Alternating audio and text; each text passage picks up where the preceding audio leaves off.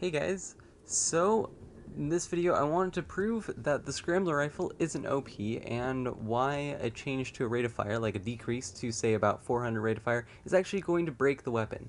Now, a lot of people on the forums kind of understand this already, but for the people that don't, let me just show you for a second um, what the whole deal is. So for instance, right now I have some music playing in the background that'll help me keep or it'll keep the beat here, and I'm just gonna fire the weapon at 180.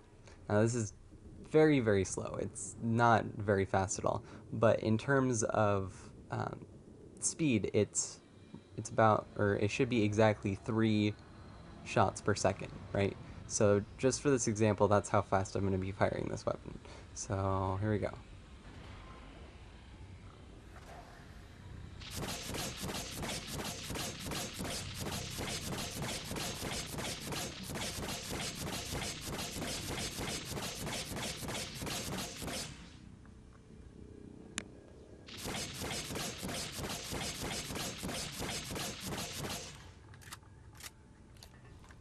Anyways, the whole point of that is that now that is exactly 180, right?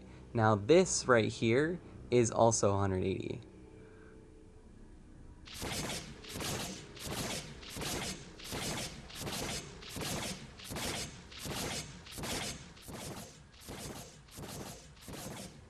Now, while the intermediate shots or whatever, basically the shots, like the timing between the shots is now longer and shorter, it's still 180 because I'm basically it's an average of 180, even though sometimes I get 3 shots in, sometimes I only get 2 shots in. Sometimes even in a second I might even get a whole 4 shots in.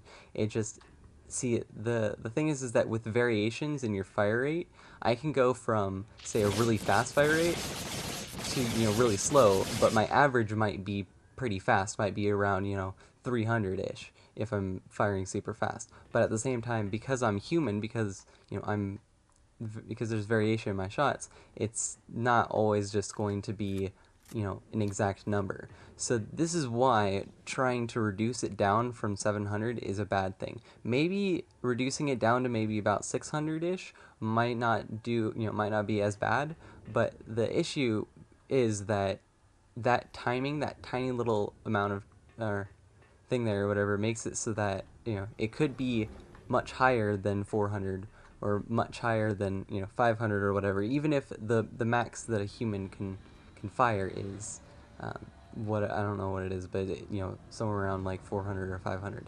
So by reducing that, basically you would make the gun fire just at that limit. So if I tried firing as fast as possible, it would just be like the combat rifle.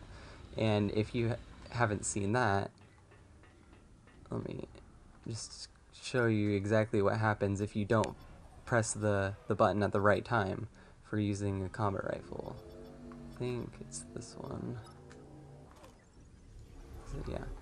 So if I try pressing it as fast as possible, I've shown you this in a different video. Do you see how it's like varied? Sometimes it continues firing and sometimes it doesn't. And that's just pressing as fast as I possibly can. Now, if I press it, or if I try and get the timing right, then it fires as fast as possible, which is exactly what we want, But then basically, if we lowered the rate of fire on the Scrambler, you'd just have to time it right, and we don't want that. We want it to be able to fire as fast as you can press the trigger, basically, and not have to have a delay or make it, awkwardly fire or anything. So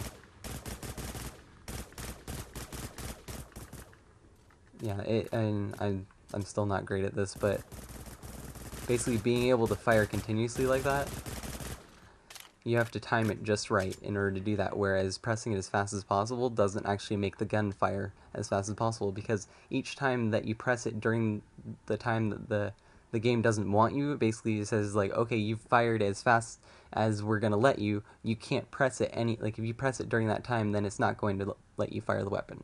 That's bad. So now the other thing is that a lot of people complain that the Scrambler Rifle is annoying because it can two-shot you.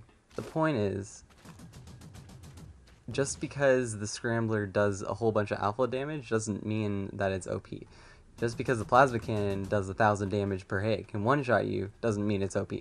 The whole point of it, or the whole reason that a lot of people think it's OP, is because, you know, it can do so much damage in a relatively quick amount of time. I mean, that's a lot of damage right there. But then I'm basically just, I'm running around, I can't sprint or do anything for about 3 or 4 seconds there. And during that time, someone else can, you know, deal a whole bunch more damage with it, an AR or, you know, any other weapon, basically. And that's what makes this weapon a very skilled weapon. You know, you have to judge yourself. You have to judge the heat. You have to look at and make sure that you're not trying to overheat your weapon. You can't just keep firing it, and you have to, you know, wait for it to cool down a little bit before you start firing. And this is what reduces its DPS by quite a bit. But a lot of people just take into account the fact that it does so much DPS, you know, at the very beginning, and because a lot of people run on MR suits, it means that the person that you're facing against has a lot of HP and can, you know, stand there and survive for a very long time. This is the whole point of the Scrambler, is that you do a quick amount of damage, you kind of hide and retreat for a little bit, and then come back and do it again. Basically, this is why scouts are so effective with it, because they can just quickly run behind cover and then end up and then be back again in order to fire on you once more. But again, no, this weapon, not OP. Why? Because there are many ways to counter an armor tank suit. One, shotguns. Shotguns are very effective, unless they're using precision enhancers, which most of them aren't because they're using damage mods. Two, heavies. They are very, very resistant to scramblers. We're talking, you know, minus 20% here, and my proficiency bonus doesn't apply to that armor. So essentially, any extra damage that I'm dealing is from my damage mods alone. And when we're talking, I am mainly armor based, and they're using, you know, usually an HMG or something. They have a huge advantage. So if you're running a heavy against a scrambler, you will most likely win. It's just how this game works. Unless they are just insanely good and you are insanely bad. Trust me, I have never died by a scrambler in a heavy suit, unless I was already super weak, or unless he was just super good at headshots or something. Third, outranging them. Snipers and rail rifles seem to be my weakness when I'm using a scrambler. I can't tell you the amount of times that I've been killed by a rail rifle because I thought that I might be able to hit him at his range, but he just outranged me and out DPS'd me, because that's just how the weapon works.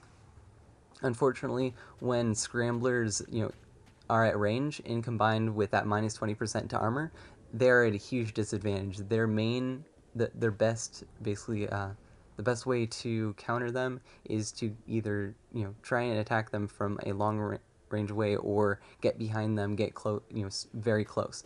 Because trust me when I say that the Scrambler Rifle is not OP, you just suck. I'm sorry. That's just how it is. If I ever go up against someone with a good, that's good with the scrambler, then I will pull out my scrambler and nail them into the ground. Because honestly, it's like, if I pull out this suit that I'm wearing right now, and they're using a scout, they're gonna die. If they're using no MR assault, I usually don't go for my MR assault because I don't like to counter with the same counter. I'd rather, you know, pull out a heavy or pull out some other speed fit and use my speed advantage in order to win. It's just that simple. But anyways, thanks guys for watching. I really hope that you have learned something here, and that I'm not just sitting here rambling about just stupid shit. But please stop making a fool of yourself.